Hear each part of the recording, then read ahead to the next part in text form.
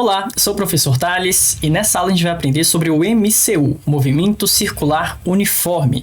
E vamos começar falando sobre velocidade. Já fiz aqui um exemplo de um carrinho nessa trajetória circular e com velocidade constante. Mas peraí, será que a velocidade realmente é constante? Representando a velocidade nessa primeira posição, ela estaria mais ou menos por aqui, certo? Esse é o vetor velocidade. Agora, nesta outra posição, após um certo intervalo de tempo, este seria o vetor velocidade. Bom, acontece que eu não posso afirmar de maneira alguma que essas duas velocidades são iguais, porque a direção já está completamente diferente. Lembra que velocidade é um vetor e que todo vetor tem três características: módulo, direção e sentido. Eu só posso afirmar que algo é constante, que o vetor velocidade é constante, se ele mantivesse sempre o mesmo módulo, a mesma direção e o mesmo sentido, e isso não está acontecendo. O máximo que a gente pode afirmar é que o módulo da velocidade, ou você pode chamar de rapidez do corpo, isso sim é constante. Vou representar aqui esse vetor por V1, essa velocidade nesse momento de V1. Aqui eu vou chamar de V2. E basicamente eu poderia afirmar que V1 igual a V2, ou você pode colocar também a setinha com o módulo para representar que os módulos são iguais. Porém, em relação aos vetores, eu teria que dizer que o vetor V1 é diferente do vetor velocidade V2. Então toma cuidado com isso. Não é porque o movimento se chama uniforme que a velocidade é realmente constante. Apenas o módulo da velocidade é constante. Então toma cuidado para não cair nesse tipo de pegadinha, ok? Ou você pode também dizer que a velocidade escalar é constante, que é basicamente o valor numérico daquela velocidade.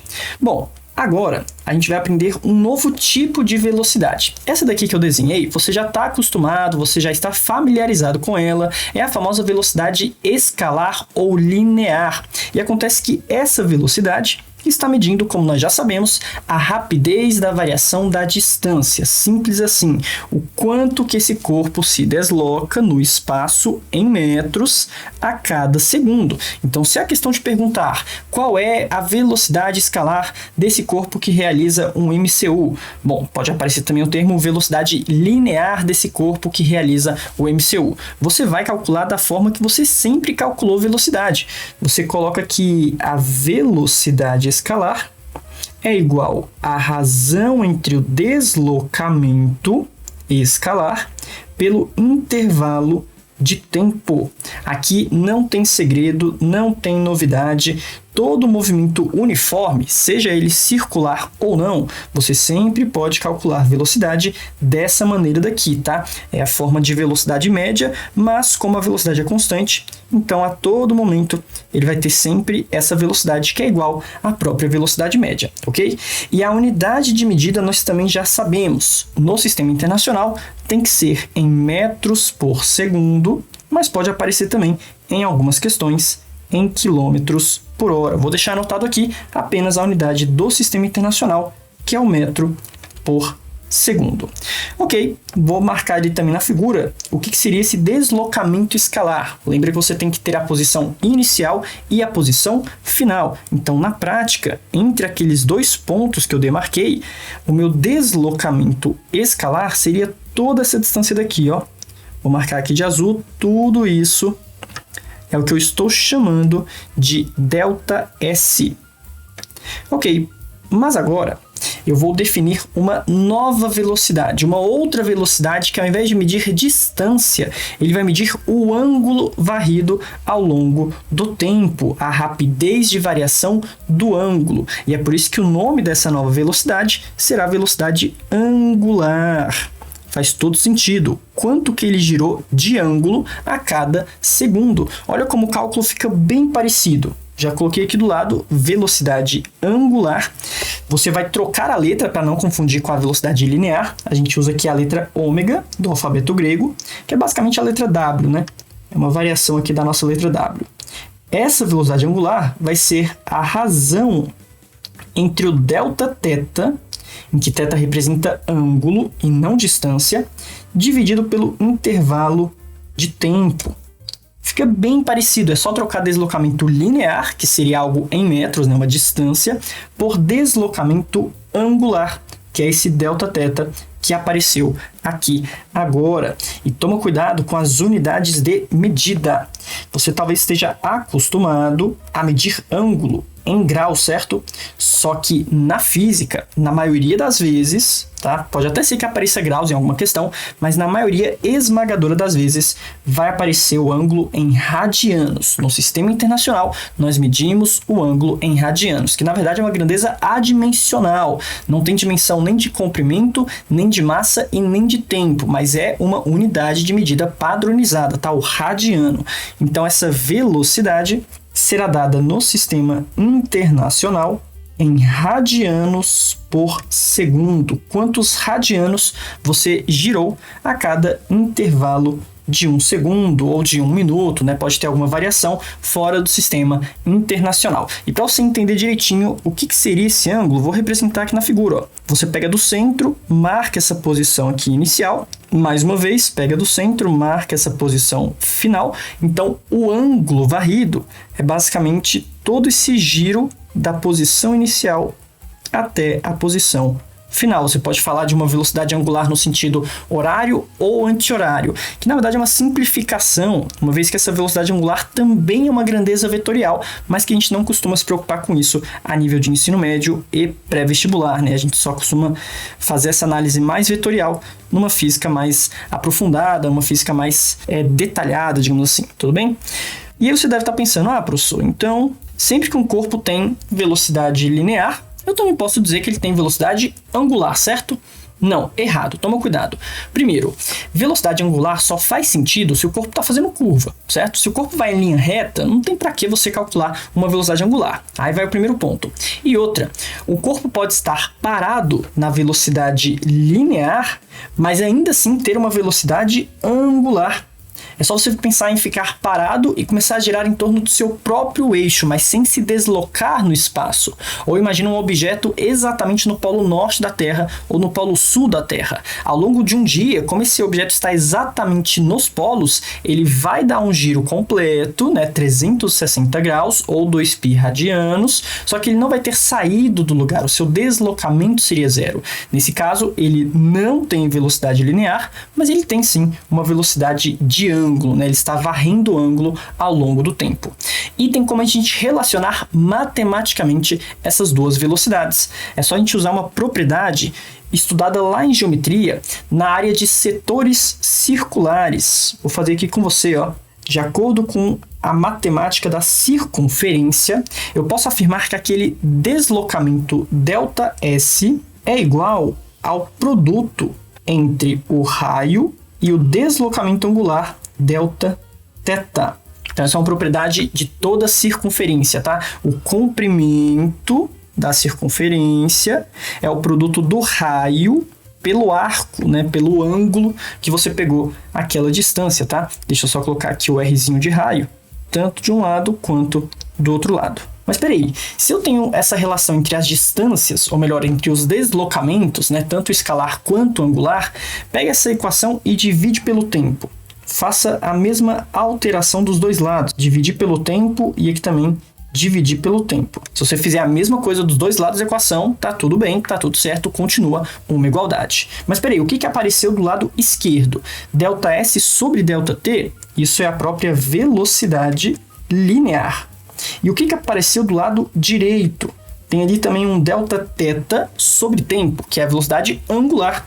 Então, eu vou dizer que V é igual a ômega vezes R, ou R vezes ômega, né? Eu só inverti a ordem daquele produto ali. Velocidade linear é o produto da velocidade angular pelo raio da trajetória. E dessa forma, você consegue sempre encontrar uma velocidade em função da outra. Professor, como assim? Se a questão te deu a velocidade linear e perguntar a velocidade angular, tá aqui, ó. É só usar essa relação. Ou se ele te deu a velocidade angular e está te perguntando a velocidade linear, você sempre consegue passar de um para o outro através dessa expressão. Isso também mostra para a gente que quando o raio for zero, ou seja, quando você faz uma trajetória sobre o próprio eixo, então fica ômega vezes zero, que vai dar igual a zero. Por isso que você pode sim ter velocidade angular, mas se o raio for igual a zero, não tem velocidade linear. Bom, segura essa informação das velocidades, que daqui a pouco a gente volta aqui com dois conceitos novos, que talvez não sejam novos para você, mas que se aplica muito bem aqui na parte de MCU, que é o conceito de período e de frequência. Bom, vamos lá. São conceitos bem genéricos que aparecem também em ondulatória ou em qualquer movimento que seja periódico, e que o período representa sempre tempo. Lembra disso? Período, T maiúsculo, Tzão no bom sentido, sempre representa um intervalo de tempo. Mas é um tempo bem específico, não é qualquer intervalo de tempo. É o tempo para realizar apenas uma única repetição. Ó. Tempo de uma única... E aí, você tá gostando do vídeo? Então deixa o like aqui embaixo e já se inscreve no canal para me ajudar a continuar trazendo esse tipo de conteúdo. E se você quiser aprender física comigo em um curso completo, começando do zero, acesse meu site que eu vou deixar aqui na descrição. Muito obrigado e tchau!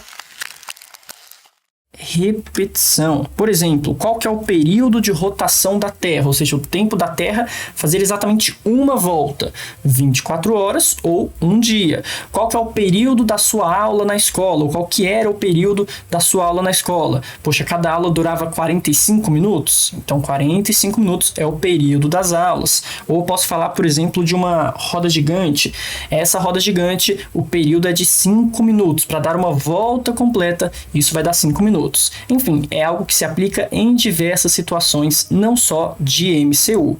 E cuidado para não confundir, agora sim vem o The Jump of the Cat, não confunda o conceito de período com o conceito de frequência. Eles estão sim relacionados, mas são coisas diferentes. A frequência não mede tempo, a frequência mede repetição. Quantas vezes você repete algo em uma unidade de tempo? Por exemplo, quantas vezes você se alimenta por dia? Né? Você se alimenta 4 vezes por dia, 5 vezes por dia, 3 vezes por dia? Com que frequência você vai à escola? Ou que você ia à escola? Você ia 5 vezes por semana? Tinha aula sábado, então eram 6 vezes por semana? Essa unidade de tempo pode ser qualquer unidade, pode ser ao longo de 1 segundo, pode ser ao longo de 1 minuto, de 1 hora, de 1 dia, de 1 semana. Você que escolhe, depende do problema. Eu posso falar, por exemplo, aqui da frequência de rotação dessa furadeira. Poxa, isso é muito rápido, são 1.200 repetições por segundo, ou nesse caso, 1.200 rotações por segundo. Por segundo não, por minuto, perdão, né? RPM, rotações por minuto. Mas dá para falar também de uma rotação por segundo, e assim por diante. Perceba que são conceitos relacionados, porém representam coisas diferentes, tá? Uma coisa é período e outra coisa é frequência. E agora eu vou te mostrar como que você pode calcular isso de forma bem simples. Talvez você já esteja preocupado com as fórmulas, né? Professor, cadê as fórmulas de frequência, fórmulas de período? Calma, relaxa, respira. Vou te mostrar que tudo dá para ser resolvido aqui com uma simples regra de 3, com um simples raciocínio lógico. Por exemplo, você observa um carro passando na rua, ou uma bicicleta passando na rua, e você vai contando quantas voltas o pneu está realizando. Suponha que você contou que ele deu 8 voltas, faz comigo aqui de cabeça, hein? 8 voltas em um intervalo de, por exemplo, 2 segundos. Você foi lá e cronometrou exatamente 8 voltas em 2 segundos. Bom, se eu te perguntasse qual que é o período ou qual que é a frequência de giro desse pneu. Vamos começar com o período, certo? O período é o tempo para fazer uma única volta. Então, se foram 8 voltas em 2 segundos, eu quero saber em quantos segundos, ó, x segundos, esse pneu completa uma única volta. Então, aqui no lugar das voltas, eu coloco apenas uma única repetição. Uma volta apenas. E isso aqui vai dar exatamente 2 sobre 8, ou então 1 sobre 4, que é igual a 0,25 segundo. Então, isso significa que a roda demora para dar um giro exatamente 0,25 segundo. Isso é o período, em quanto tempo ela dá uma única volta. E se eu te perguntasse qual é a frequência dessa rotação? Então, peraí que a lógica já vai ser justamente o inverso. Se eu pergunto a frequência, eu não quero saber o tempo de uma volta. Eu quero saber quantas voltas em 1 segundo. Então, na verdade, vão ser x voltas, é isso que eu quero descobrir, no intervalo de apenas 1 segundo. Faz essa regrinha, você descobre que x é igual a 4, ou seja, são 4 voltas a cada segundo, 4 voltas a cada segundo e assim por diante. Então não tem mistério aqui no cálculo de frequência e de período, você pode sim sempre usar esse raciocínio lógico ou uma regra de 3. Porém, se você é mais apegado às fórmulas, você pode dizer que a frequência, matematicamente, é a razão entre o número de voltas e o respectivo intervalo de tempo. Aí você bota ali, foram 8 voltas sobre 2 segundos. 8 sobre 2 vai dar 4 voltas por segundo e assim por diante. Mas se eu botar o tempo de uma única volta, se esse número n for exatamente igual a 1, então esse intervalo de tempo de uma única volta acaba sendo, consequentemente, o próprio período do movimento. Essa talvez seja uma das deduções mais simples de toda a física.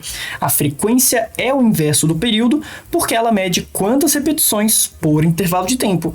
Uma repetição está para um intervalo de período, simples assim, não tem segredo. Você pode falar que a frequência é o inverso do período ou que o período é o inverso da frequência. E aí, dica de prova, se a questão te deu período, já vai no cantinho da folha e calcula a frequência, não custa nada, é rapidinho. Se a questão te deu a frequência, vai no cantinho da folha e calcula o período, é rapidinho, não custa nada e com certeza vai te ajudar na resolução. Só vou escrever aqui que esse n representa o número de voltas que foram realizadas nesse intervalo de tempo. Vou colocar aqui também que a frequência f é medida no sistema internacional como sendo 1 sobre segundo, até porque a gente está medindo quantidade por tempo. Quantidade não tem unidade de medida, certo?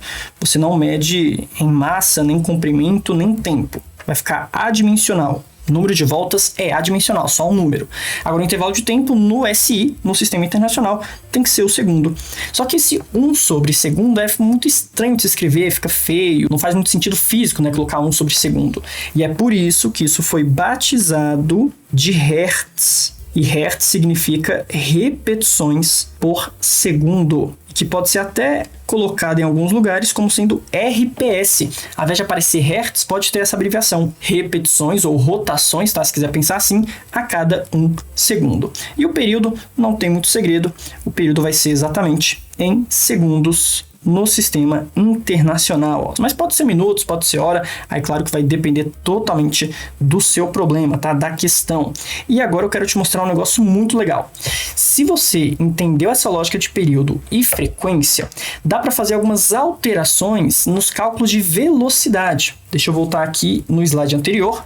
Pensa comigo, ao final de uma volta, o carrinho foi lá e deu exatamente uma volta completa. Qual seria a distância percorrida e em quanto tempo ele teria feito isso? Bom, dá uma olhadinha aqui no cálculo de velocidade linear. Você concorda comigo que a distância percorrida nesse caso seria 2πr, que é o próprio perímetro da circunferência, certo? O perímetro da trajetória. E esse tempo de completar uma volta é o que nós chamamos de período, representando aqui pelo T maiúsculo. Professor, acho que eu já vi essa fórmula na internet ou em algum lugar. Exatamente, essa fórmula de 2πr sobre período nada mais é do que deslocamento sobre intervalo de tempo. Tem que ficar decorando, memorizando isso? Claro que não. Se você sabe calcular a velocidade e você sabe perímetro, sabe o que é o período, sabe o que é frequência, dá para fazer isso aqui de forma natural, de forma intuitiva ao longo do problema. E eu posso até melhorar isso aqui ainda mais, deixar um pouco mais chique, digamos assim, se eu inverter o período, dizendo que isso é a própria frequência. Então, isso ficaria 2πr vezes a frequência. Essa daqui já assusta um pouco mais, né? Fórmula da velocidade para o MCU, 2πrf. Pô, nada a ver. 2πrf é só uma variação do cálculo de ΔS sobre ΔT, tá? Não tem que ficar memorizando isso, porque se você sabe calcular ΔS sobre ΔT, você vai conseguir resolver a questão, tá? Isso seria mais um atalho para você já jogar direto os valores e encontrar de uma vez só. E dá para fazer essas alterações também lá no cálculo de velocidade angular. Pensa comigo. Qual ângulo ao final de uma volta? Ângulo em radianos, viu? Não vai me colocar aí 360 graus, não. Pode até ser em alguma questão ou outra, mas em geral é radianos. E se você não sabe ainda, uma volta completa, 360 graus, equivale a 2π radianos, o que dá mais ou menos 6, alguma coisa. Então, vou colocar aqui em cima, 2π radianos que aconteceram no tempo de uma volta, que é o tempo de um período. Então fica 2π sobre período. Essa é a fórmula de velocidade angular, que na verdade é só uma variação do cálculo de ângulo sobre tempo. E de novo, eu posso inverter o período dizendo que é a própria frequência. E aí vai ficar 2π, e ao invés de dividir pelo período, você multiplica pela frequência. Ômega igual a 2πf. Essa daqui é bem famosinha, você já deve ter visto em algum lugar. Nada mais é do que uma variação do cálculo de velocidade angular. Então deixa eu voltar aqui para o nosso padrãozinho. Bom, e para fechar essa parte inicial de MCU, é importante você lembrar que tem que ter uma aceleração para esse corpo realizar essa curva. Caso não houvesse nenhuma aceleração, ele seguiria em movimento retilíneo uniforme. Acontece que essa aceleração para realizar a curva é a chamada aceleração centrípeta. Essa aceleração, ela aponta para o centro o tempo todo e é ela que permite o carro estar sempre realizando essa curva. Ela é como se o carro estivesse sempre querendo ir para o centro, tá? E o nome é centrípeta justamente porque ela está sempre apontando para o centro. Vou chamar aqui de aceleração CP para representar a centrípeta. Aqui também seria uma aceleração CP. Não seria exatamente o mesmo vetor porque ela também está fazendo curva, tá? Enquanto a velocidade fica sempre tangencial, a aceleração centrípeta fica sempre apontando para o centro. E o cálculo dessa aceleração não tem muito segredo, é super simples, você só tem que lembrar que é um pouco diferente do cálculo normal de aceleração escalar média. Enquanto na aceleração escalar média a gente faz ΔV sobre ΔT, quando o corpo fica mais rápido ou mais lento, para aceleração centrípeta, vou apagar isso aqui, ó, não vai ser dessa forma. A aceleração centrípeta depende do quadrado da velocidade dividido pelo raio da trajetória. E aqui dá para entender o porquê que aqueles carros de corrida aumentam o raio da curva para poder fazer a curva o mais rápido possível. Eles fazem sempre a curva da forma mais aberta para poder não ter tanta aceleração assim e não acabar escapando da pista. Você já deve ter visto isso em alguma prova de corrida, né? Eles sempre fazem o mais aberto para poder reduzir um pouco a aceleração, uma vez que a aceleração depende de forma inversamente proporcional do raio, né? Quanto mais aberto for a curva, menor a aceleração necessária, e aí o atrito com o pneu vai dar conta, você não vai acabar escorregando para fora. E a unidade de medida, aqui também não tem nenhuma novidade, vai ser, assim como toda e qualquer aceleração, em metros por segundo ao quadrado. Prontinho, esse é o básico do MCU, com todos os cálculos e conceitos fundamentais para você resolver a partir de agora qualquer questão. Muito obrigado e até a próxima aula.